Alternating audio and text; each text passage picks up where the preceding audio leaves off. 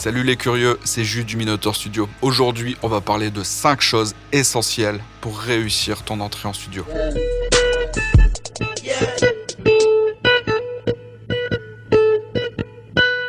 Tu veux que ton mix sonne plutôt comme ça ?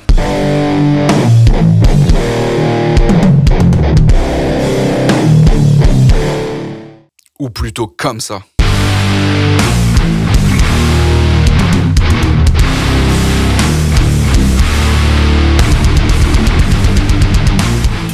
D'abord, on va peut-être demander à SchlagGPT. Dis-moi SchlagGPT, qu'est-ce qu'il faut faire avant d'aller en studio ? Ok, au studio, 3 trucs. D'abord, tu vas rentrer dans le douleur, frère. Dans la douleur. Tu penses que tu connais les morceaux, tu connais pas les morceaux. Tu penses que tu jouais bien ton instrument, tu joues pas bien ton instrument. Quand t'as à 3h du matin et l'ingénieur de son dit pour le 5 millième fois que le riff il est pas bon, tu peux pas dire oui il est bon hein, parce qu'il est pas bon gros. Tu vas sentir quand il est bon, mais c'est un voyage infernal, je te jure. Ok, calme, on est bien. Truc numéro 2, répète, il faut connaître les morceaux. Mais genre il faut que tu peux jouer ton riff aveugle, sourd et en écoutant un autre morceau au même moment. Il faut connaître. Si toi tu rentres dans le studio, il faut encore apprendre les morceaux, c'est l'argent qu'il est jeté dans une gros trou comme ton et ça sert à rien. Donc il faut connaître les morceaux, ok ?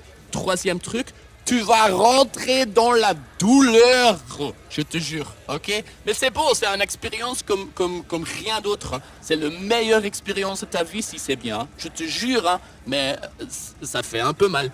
C'est comme la première fois, c'est mais après tu vas commencer d'apprendre, de respecter la douleur. C'est possible, hein, que j'étais trop loin, mais je me fiche, gros. Je suis SchlagGPT, c'est moi. Ok, bon, on va essayer d'expliquer ça de manière un peu plus constructive. Let's go. Le point numéro 1, faites des pré-productions.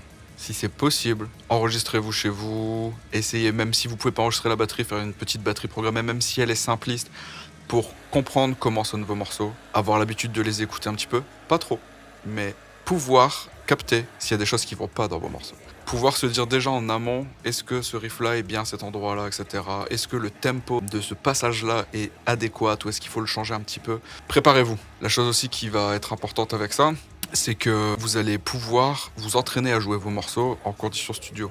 Même si c'est pas exactement les mêmes conditions, vous allez pouvoir jouer, et quand vous allez arriver en studio, normalement, vous maîtrisez vos riffs, vous maîtrisez votre chant, vous maîtrisez tout. Ça, c'est super important. Et aussi, le truc super important, c'est de l'envoyer à votre producteur. Votre producteur, un petit peu avant, alors pas la veille, au soir, comme certains qui se reconnaîtront, mais si vous l'envoyez suffisamment en avance à votre producteur, il va pouvoir écouter, vous faire des retours, vous dire attention, tel passage ça va pas, tel passage vaut mieux faire comme ci, vaut mieux faire comme ça. Ce passage-là est un peu touchy. Et aussi pouvoir commencer à penser à des arrangements et compagnie. S'il découvre en même temps que vous les morceaux, il y aura forcément des idées. J'espère du moins que vous avez choisi le bon producteur qui a des idées.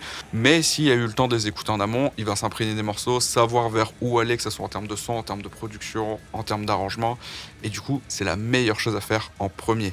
Les pré-productions. Deuxième point, parlez avec votre producteur. Parlez en amont avec lui, faites une petite visio si vous êtes loin, essayez de l'avoir au téléphone, peu importe. Parlez avec lui de ce que vous voulez. Employez les bons termes, que ce soit les termes techniques ou les termes, j'ai envie de dire, plus imagés. Pour moi, dans la musique, c'est important de parler plus d'émotions et de ressenti que de technique pure. Mais discutez avec lui, savoir exactement où vous voulez aller, que lui comprenne bien. Et pas que le jour J, quand vous arrivez au studio, ils se disent la batterie, je vais la faire sonner comment ? Les guitares, je vais les faire sonner comment ? Il va faire sa tambouille, et puis au moment du rendu du premier mix, vous allez dire c'est pas du tout ça qu'on veut, parce qu'en fait, on n'a pas exprimé les choses correctement. Le souci, c'est que même si tout est faisable, le son se joue dès la prise. Si on fait des prises de telle manière et que le rendu final n'est pas du tout celui qu'on attendait de la prise, forcément, vous n'aurez pas ce que vous avez envie d'avoir. Donc, parlez beaucoup avec votre producteur. Parlez sereinement, normalement il n'y a pas de souci, et surtout employez les bons termes de ce que vous voulez et les attentes que vous avez sur votre musique. Autre chose, faites-lui confiance aussi. C'est quelqu'un qui est professionnel de la musique, quelqu'un qui a l'habitude. Donc s'il vous dit c'est pas ça, c'est ça, même si des fois il faut laisser et en prendre, peu importe, écoutez votre producteur. Il va pas faire quelque chose pour vous nuire. Ce qu'il veut, c'est que le rendu soit le mieux possible. Troisième conseil, ne faites pas d'excès avant le studio. Pendant le studio, mangez convenablement, hydratez-vous convenablement, dormez correctement. Et avant le studio, c'est pareil. Je pense surtout aux chanteurs, évitez de fumer ou de faire un peu trop la fête avant d'aller en studio. C'est quelque chose qui demande beaucoup d'énergie, beaucoup de concentration. Ça n'a pas l'air comme ça, mais croyez-moi, à la fin de vos journées, vous allez être crevé. C'est important. Donc de bien manger, de se reposer correctement, de faire le vide et de ne pas faire d'excès avant d'aller au studio. C'est un petit conseil, mais croyez-moi, ça change beaucoup de choses. Quatrième conseil.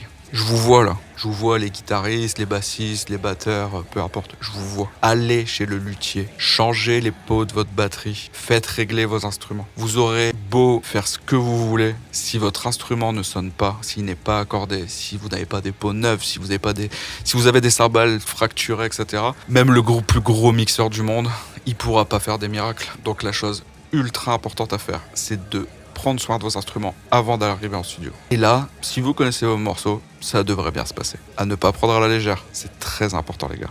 Cinquième et dernier conseil, coupez-vous du monde. Ça, mode avion le plus possible. Restez en équipe, restez avec votre groupe ou votre crew, peu importe. Restez avec les gens avec qui vous devez être en studio. Au studio, les problèmes de la maison, c'est comme au boulot, vous les laissez chez vous. Coupez-vous du monde, soyez là pour être créatif. Restez dans cette bulle de créativité, de musique. C'est là que vous donnerez le meilleur de vous-même. Si vous commencez à être parasité par les problèmes de la maison, par oh le chien il a mangé le câble de la télé, etc. Ou le boulot qui va vous dire faut absolument que tu rendes le dossier de Micheline, il est en retard, ça va vous parasiter et du coup vous allez pas être dans le meilleur mood. Je sais que des fois c'est pas possible. Quand c'est pas possible, c'est pas grave. Faut juste savoir faire abstraction de ça quand on est en train de faire des prises et quand on bosse.